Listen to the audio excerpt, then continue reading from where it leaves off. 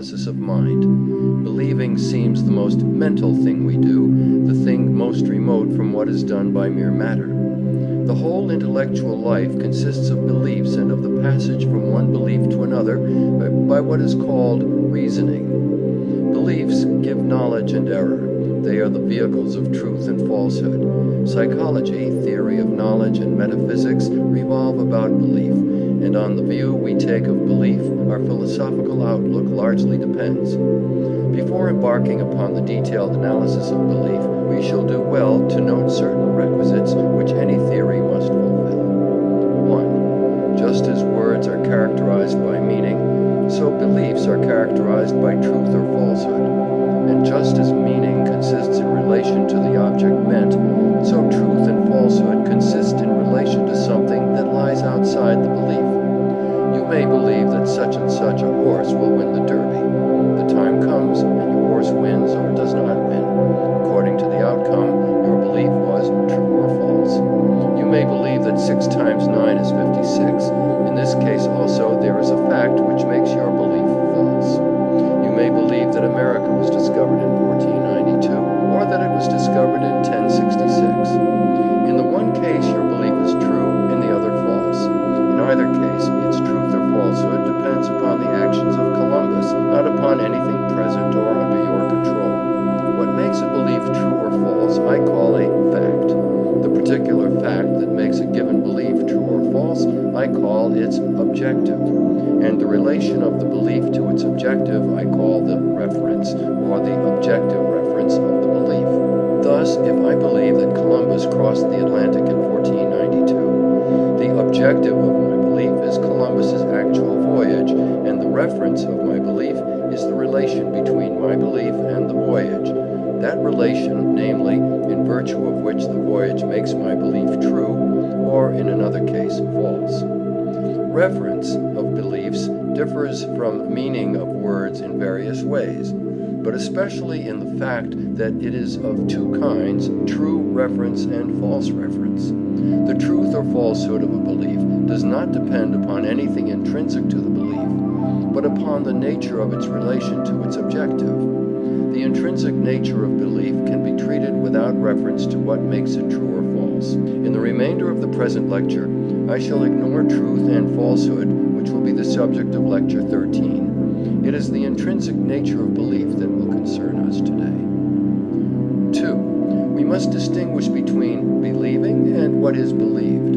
I may believe that Columbus crossed the Atlantic, that all Cretans are liars, that 2 and 2 are 4, or that 9 times 6 is 56. In all these cases, the believing is just the same, and only the contents believed are different.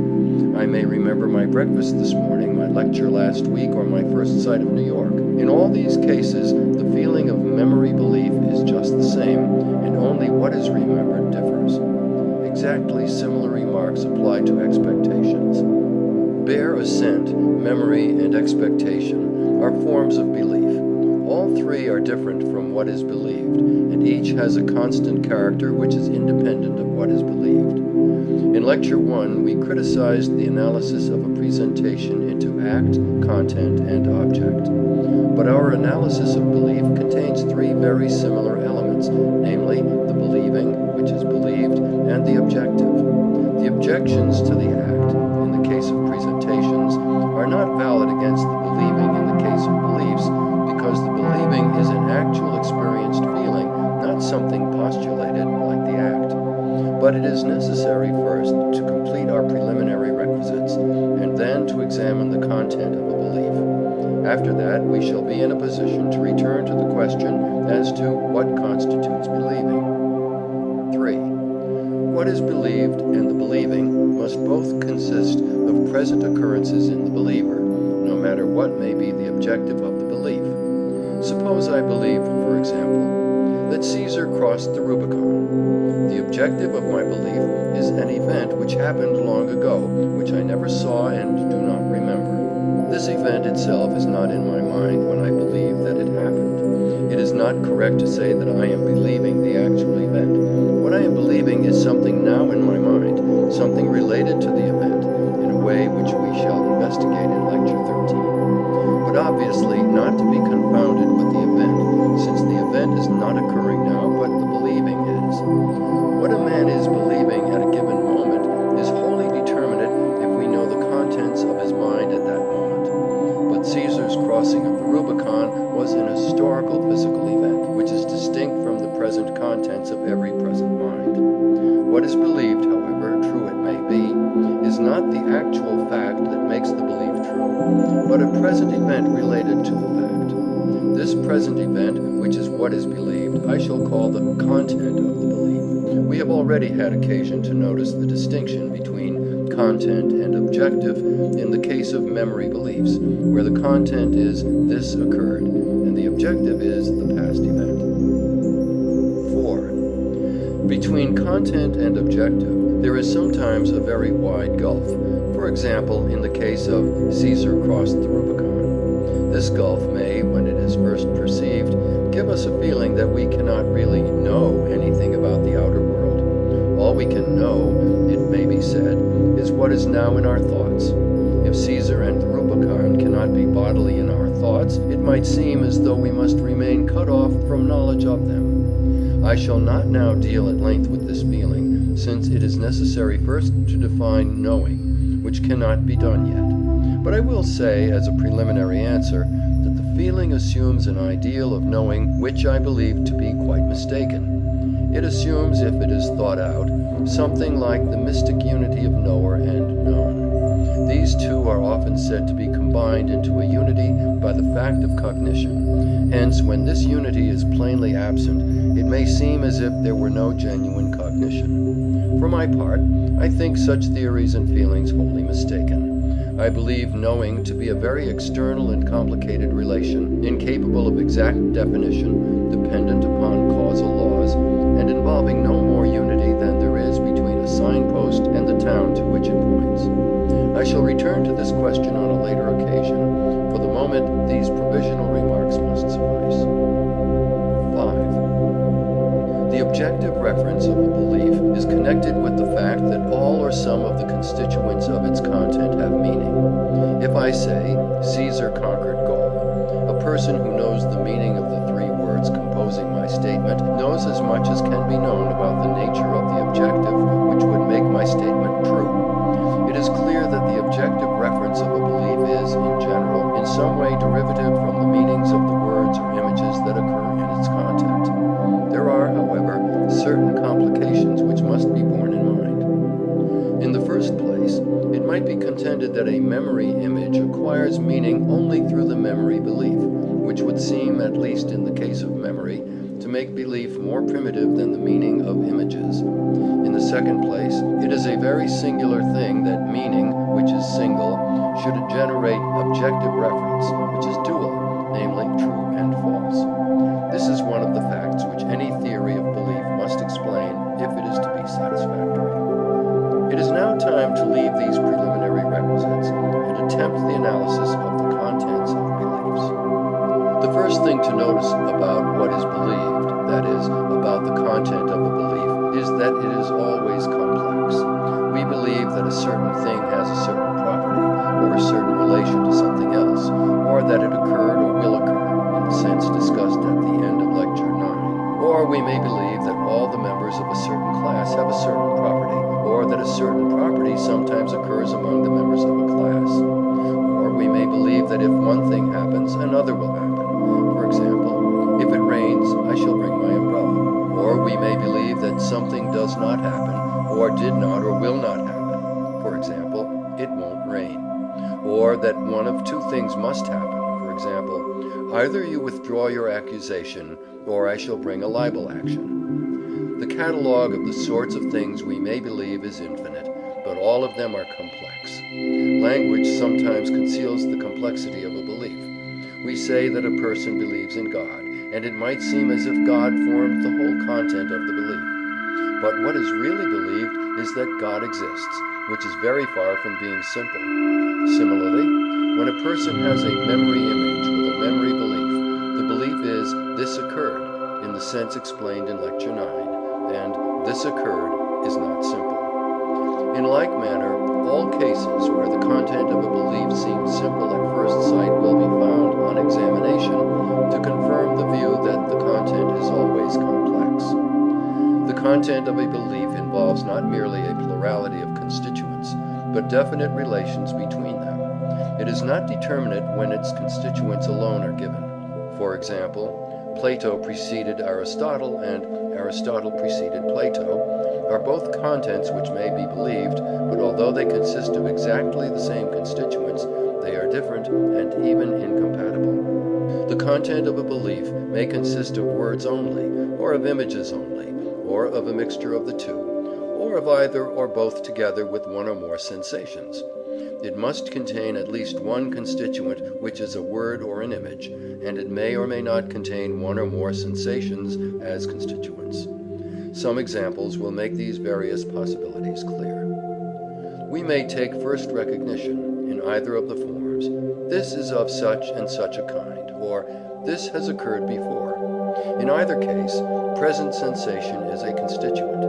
For example, you hear a noise and you say to yourself, "Tram." Here the noise and the word tram are both constituents of your belief. There is also a relation between them expressed by is in the proposition, "That is a tram." As soon as your act of recognition is completed by the occurrence of the word tram, your actions are affected. You hurry if you want the tram, or cease to hurry if you want a bus. In this case, the content of your belief is a sensation, the noise, and a word, tram, related in a way which may be called predication. The same noise may bring into your mind the visual image of a tram instead of the word tram. In this case, your belief consists of a sensation and an image suitably related. Beliefs of this class are what are called judgments of perception. As we saw in Lecture 8, the images associated with a sensation often come with such spontaneity and force that the unsophisticated do not distinguish them from the sensation. It is only the psychologist or the skilled observer who is aware of the large mnemic element that is added to sensation to make perception. It may be objected that what is added consists merely of images without belief. This is no doubt sometimes the case, but is certainly sometimes not the case. It is enough for our purposes to note that it sometimes occurs, and that when it does, the content of our belief consists of a sensation and an image suitably related. In a pure memory belief, only images occur, but a mixture of words and images is very common in memory. You have an image of the past occurrence, and you say to yourself, "Yes, that's how it was." Here the image and the words together make up the content of the belief, and when the remembering of an incident has become a habit, it may be purely verbal, and the memory belief may consist of words alone. The more complicated forms of belief tend to consist only of words. Often images of various kinds accompany them, but they are apt to be irrelevant and to form no part of what is actually believed. For example, in thinking of the solar system, you are likely to have vague images of pictures you have seen of the Earth surrounded by clouds, Saturn and his rings, the Sun during an eclipse, and so on. But none of these form part of your belief that the planets revolve around the Sun in elliptical orbits. The only images that form an actual part of such beliefs are, as a rule, images of words. And images of words, for the reasons considered in Lecture 8, cannot be distinguished with any certainty from sensations, when, as is often, if not usually the case, they are kinesthetic images of pronouncing the words. It is impossible for a belief to consist of sensations alone, except when, as in the case of words, the sensations have associations which make them signs possessed of meaning. The reason is that objective reference is of the essence of belief, and objective reference is derived from meaning. When I speak of a belief consisting partly of sensations and partly of words, I do not mean to deny that the words, when they are not mere images, are sensational, but that they occur as signs, not, so to speak, in their own right. To revert to the noise of the tram, when you hear it and say tram, the noise and the word are both sensations. If you actually pronounce the word, but the noise is part of the fact which makes your belief true, whereas the word is not part of this fact. It is the meaning of the word tram, not the actual word, that forms part of the fact which is the objective of your belief. Thus the word occurs in the belief as a symbol, in virtue of its meaning, whereas the noise enters into both the belief and its objective. It is this that distinguishes the occurrence of words as symbols from the occurrence of sensations in their own right. The objective contains the sensations that occur in their own right, but contains only the meanings of the words that occur as symbols.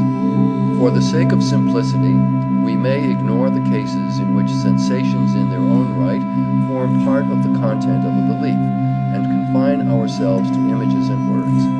We may also omit the cases in which both images and words occur in the content of a belief. Thus we become confined to two cases: A, when the content consists wholly of images; B, when it consists wholly of words.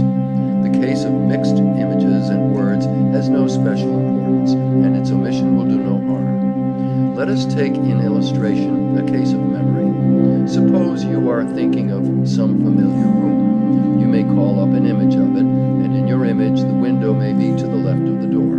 Without any intrusion of words, you may believe in the correctness of your image.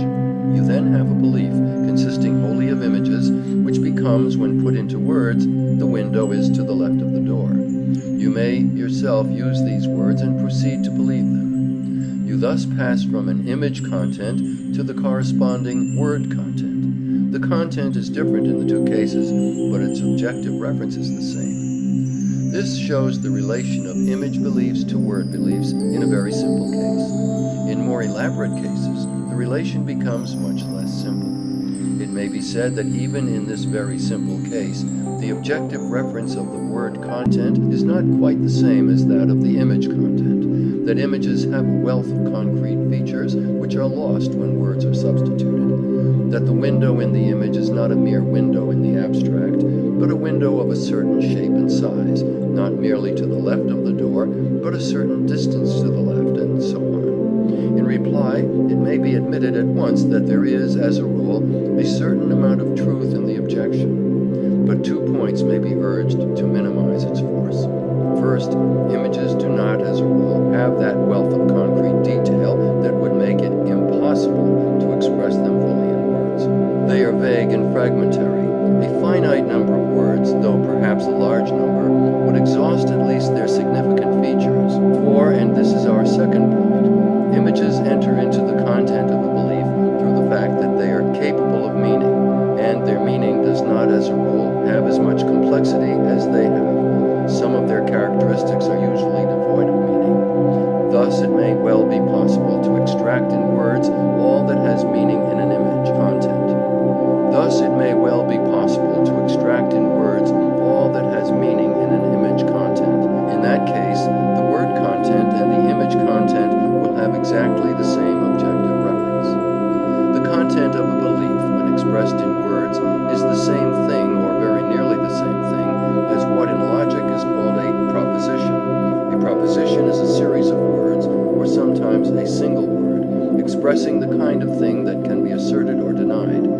That all men are mortal, that Columbus discovered America, that Charles I died in his bed, that all philosophers are wise, are propositions. Not any series of words is a proposition, but only such series of words as have meaning, or in our phraseology, objective reference. Given the meanings of separate words and the rules of syntax, the meaning of a proposition is determinate. This is the reason why we can understand a sentence we never heard before. You probably never heard before the proposition that the inhabitants of the Andaman Islands habitually eat stewed hippopotamus for dinner, but there is no difficulty in understanding the proposition. The question of the relation between the meaning of a sentence and the meanings of the separate words is difficult, and I shall not pursue it now. I brought it up solely as being illustrative of the nature of propositions. We may extend the term proposition so as to cover the image contents of beliefs consisting of images. Thus, in the case of remembering a room in which the window is to the left of the door, when we believe the image content, the proposition will consist of the image of the window on the left together with the image of the door on the right. We will distinguish propositions of this kind as image propositions, and propositions in words as word propositions. We may identify propositions in general with the contents of actual and possible beliefs, and we may say that it is propositions that are true or false. In logic, we are concerned with propositions rather rather than beliefs, since logic is not interested in what people do in fact believe, but only in the conditions which determine the truth or falsehood of possible beliefs. Whenever possible, except when actual beliefs are in question, it is generally a simplification to deal with propositions. It would seem that image propositions are more primitive than word propositions, and may well antedate language. There is no reason why memory images, accompanied by that very simple belief feeling, which we decided to be the essence of memory, should not have occurred before language arose. Indeed, it would be rash to assert positively that memory of this sort does not occur among the higher animals. Our more elementary beliefs, notably those that are added to sensation to make perception, often remain at the level of images. For example, most of the visual objects in our neighborhood rouse tactile images. We have a different feeling in looking at a sofa from what we have in looking at a block of marble, and the difference consists chiefly in different stimulation of our tactile imagination. It may be said that the tactile images are merely present, without any accompanying belief, but I think this view, though sometimes correct, derives its plausibility as a general proposition from our thinking of explicit conscious belief only. Most of our beliefs, like most of our wishes, are unconscious, in the sense that we have never told ourselves that we have them. Such beliefs display themselves when the expectations that they arouse fail in any way. For example, if someone puts tea without milk into a glass and you drink it under the impression that it is going to be beer, or if you walk on what appears to be a tiled floor and it turns out to be a soft carpet made to look like tiles, the shock of surprise on an occasion of this kind makes us aware of the expectations that habitually enter into our perceptions, and such expectations must be classed as beliefs, in spite of the fact that we do not normally take note of them or put them into words. I remember once watching a cock pigeon running over and over again to the edge of a looking glass to try to wreak vengeance on the particularly obnoxious bird whom he expected to find there, judging by what he saw in the glass. He must have experienced each time the sort of surprise on finding nothing, which is calculated to lead in time to the adoption of Berkeley's theory that objects of sense are only in the mind. His expectation, though not expressed in words, deserved, I think, to be called a belief. I come now to the question, what constitutes believing, as opposed to the content believed? To begin with, there are various different attitudes that may be taken towards the same content. Let us suppose, for the sake of argument, that you have a visual image of your breakfast table. You may expect it while you are dressing in the morning. Remember it as you go to your work. Feel doubt as to its correctness when questioned as to your powers of visualizing. Merely entertain the image without connecting it with anything external when you are going to sleep. Desire it if you are hungry, or feel aversion for it if you are ill. Suppose, for the sake of definiteness, that the content is an egg for breakfast. Then you have the following attitudes. I expect there will be an egg for breakfast. I remember there was an egg for breakfast. Was there an egg for breakfast? An egg for breakfast? Well, what of it? I hope there will be an egg for breakfast. I am afraid there will be an egg for breakfast, and it is sure to be bad. I do not suggest that this is a list of all possible attitudes on the subject. I say only that they are different attitudes, all concerned with the one content, an egg for breakfast. These attitudes are not all equally ultimate. Those that involve desire and aversion have occupied us in Lecture 3. For the present, we are only concerned with such as are cognitive. In speaking of memory, we distinguished three kinds of belief directed towards the same content, namely memory, expectation, and bare assent without any time determination in the belief feeling. But before developing this view, we must examine two other theories which might be held concerning belief, and which, in some ways, would be more in harmony with a behaviorist outlook than the theory I wish to advocate. 1. The first theory to be examined is the view that the differentia of belief consists in its causal efficacy. I do not wish to make any author responsible for this theory. I wish merely to develop it hypothetically so that we may judge of its tenability. We defined the meaning of an image or word by causal efficacy, namely by associations. An image or word acquires meaning, we said, through having the same associations as what it means. We propose hypothetically to define belief by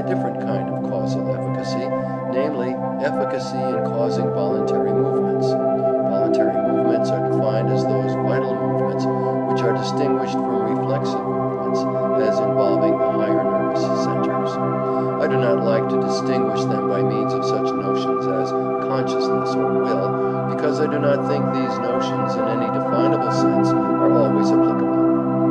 Moreover, the purpose of the theory we are examining is to be, as far as possible, physiological and behaviorist, and this purpose is not achieved if we introduce such a conception as consciousness or will. Nevertheless, it is necessary for our purpose to find some way of distinguishing between voluntary and reflex movements, since the results would be too paradoxical if we were to say that reflex movements also involve beliefs. According to this definition, a content is said to be believed when it causes us to move. The images aroused are the same if you say to me, "Suppose there were an escaped tiger coming along the street," and if you say to me, "There is an escaped tiger coming along the street." But my actions will be very different in the two cases. In the first, I shall remain calm. In the second, it is possible that I may not. It is suggested by the theory we are considering that this difference of effects constitutes what is meant by saying that in the second case, I believe the proposition suggested, while in the first case I do not. According to this view, images or words are believed when they cause bodily movements. I do not think this theory is adequate, but I think it is suggestive of truth, and not so easily refutable as it might appear to be at first sight. It might be objected to the theory that many things which we certainly believe do not call for any bodily movements. I believe that Great Britain is an island, that whales are mammals, that Charles I was executed, and so on. And at first sight it seems obvious that such beliefs, as a rule, do not call for any action on my part. But when we investigate the matter more closely, it becomes more doubtful.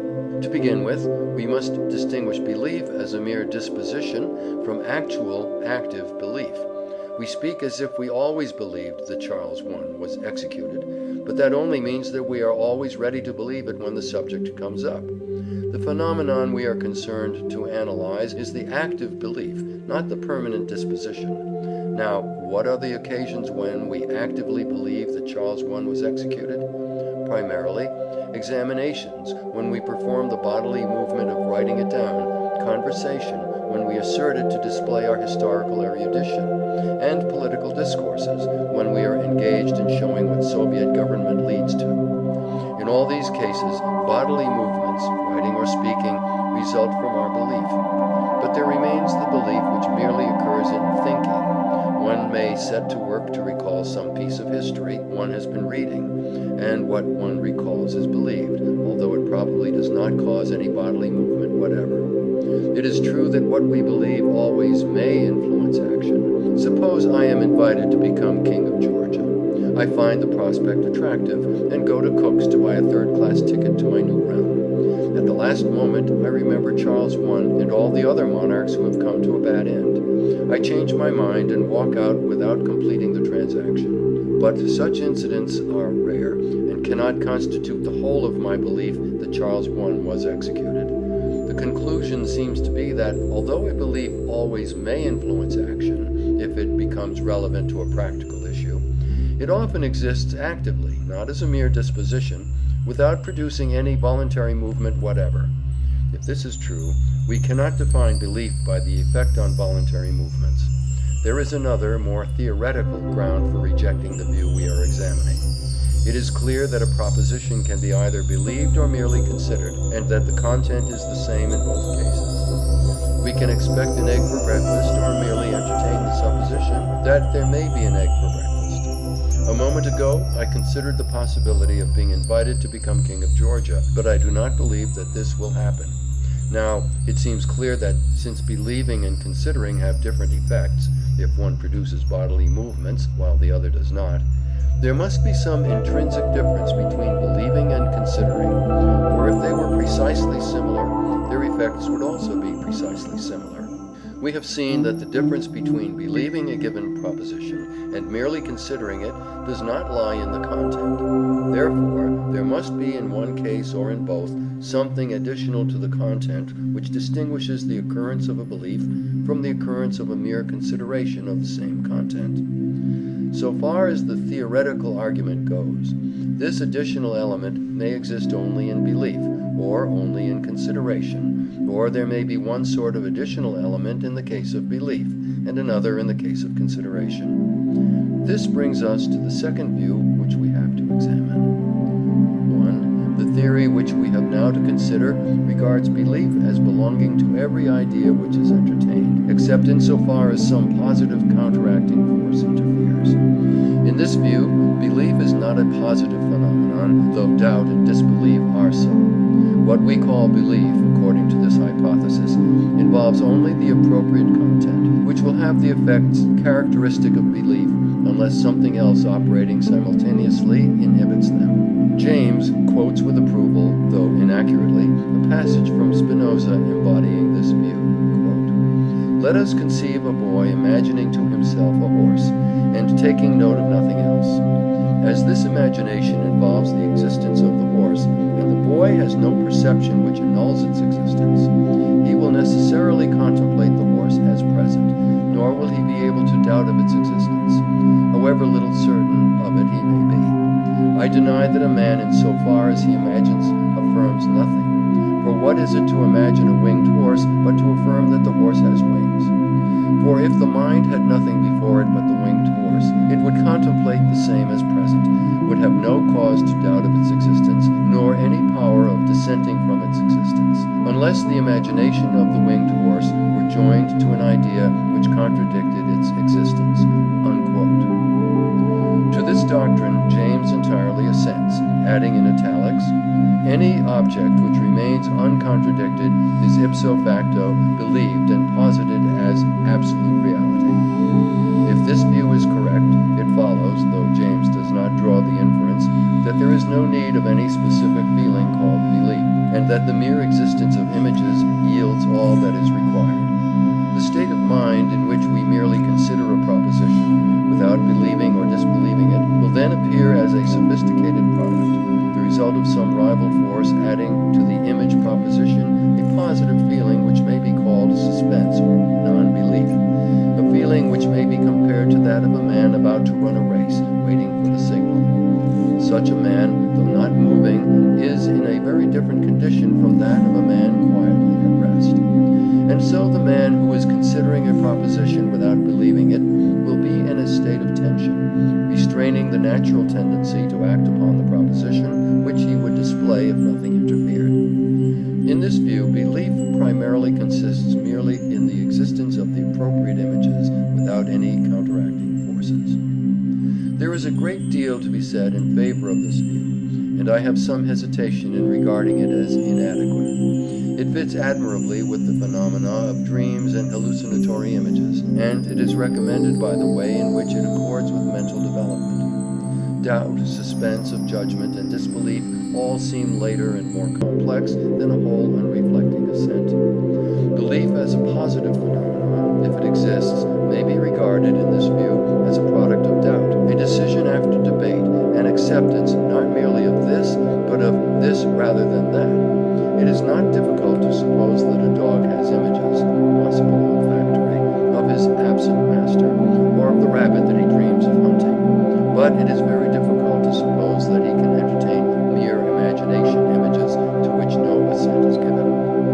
I think it must be conceded that a mere image, without the addition of any positive feeling that could be called belief, is apt to have a certain dynamic power, and in this sense an uncombated image has the force of a belief.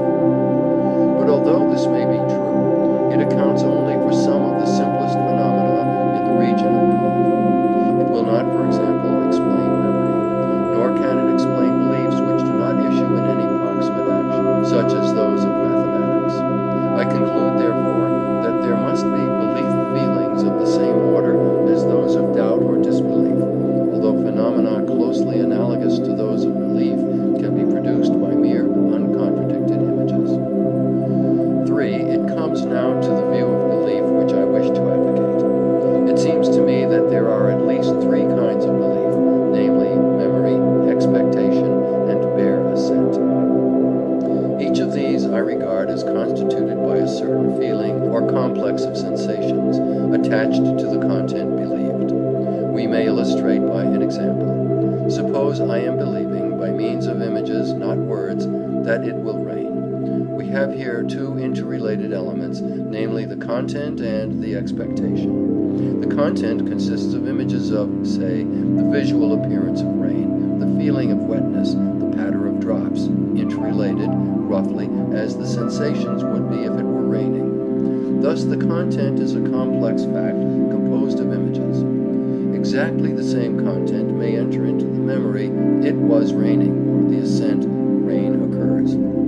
The difference of these cases from each other and from expectation does not lie in the content. The difference lies in the nature of the belief feeling. I personally do not profess to be able to analyze the sensations constituting respectively memory, expectation, and assent, but I am not prepared to say that they cannot be analyzed. There may be other belief feelings, for example, in disjunction and implication, also a disbelief feeling. It is not enough that the content and the belief feeling should coexist. It is necessary that there should be a specific relation between them, of the sort expressed by saying that the content is what is believed. If this were not obvious, it could be made plain by an argument. If the mere coexistence of the content and the belief feeling sufficed, whenever we were having, say, a memory feeling, we should be remembering any proposition which came into our minds at the same time. But this is not the case, since we may simultaneously remember one proposition and merely consider another. We may sum up our analysis in the case of bare assent to a proposition not expressed in words, as follows. A. We have a proposition consisting of interrelated images and possibly partly of sensations. B. We have the feeling of assent, which is presumably a complex sensation demanding analysis. C. We have a relation, actually subsisting, between the assent and the proposition, such as is expressed by saying that the proposition in question is what is assented to. For other forms of belief feeling or of content, we have only to make the necessary substitutions in this analysis. If we are right in our analysis of belief, the use of words in expressing beliefs is apt to be misleading. There is no way of distinguishing in words between a memory and an assent to a proposition about the past. I ate my breakfast and Caesar conquered Gaul have the same verbal form, though, assuming that I remember my breakfast, they express occurrences which are psychologically very different. In the one case, what happens is that I remember the content, eating my breakfast. In the other case, I assent to the content. Caesar's conquest of Gaul occurred. In the latter case, but not in the former, the pastness is part of the content believed. Exactly similar remarks apply to the difference between expectation, such as we have when waiting for the thunder after a flash of lightning, and assent to a proposition about the future, such as we have in all the usual cases of inferential knowledge as to what will occur. I think this difficulty in the verbal expression of the temporal aspects of beliefs is one among the causes which have hampered philosophy in the consideration of time. The view of belief which I have been advocating contains little that is novel except the distinction of kinds of belief feeling, such as memory and expectation. Thus James says, everyone knows the difference between imagining a thing and believing in its existence, between supposing a proposition and acquiescing in its truth. In its inner nature, belief, or the sense of reality, is a sort of feeling more allied to the emotions than to anything else. He proceeds to point out that drunkenness and still more nitrous oxide intoxication will heighten the sense of belief. In the latter case, he says, a man's very soul may sweat with conviction, and he be all the time utterly unable to say what he is convinced of. It would seem that, in such cases, the feeling of belief exists unattached, without its usual relation to a content believed, just as the feeling of familiarity may sometimes occur without being related to any definite familiar object. The feeling of belief, when it occurs in this separated, heightened form, generally leads us to look for a content to which to attach it. Much of what passes for revelation or mystic insight probably comes in this way. The belief feeling in abnormal strength attaches itself more or less accidentally to some content which we happen to think of at the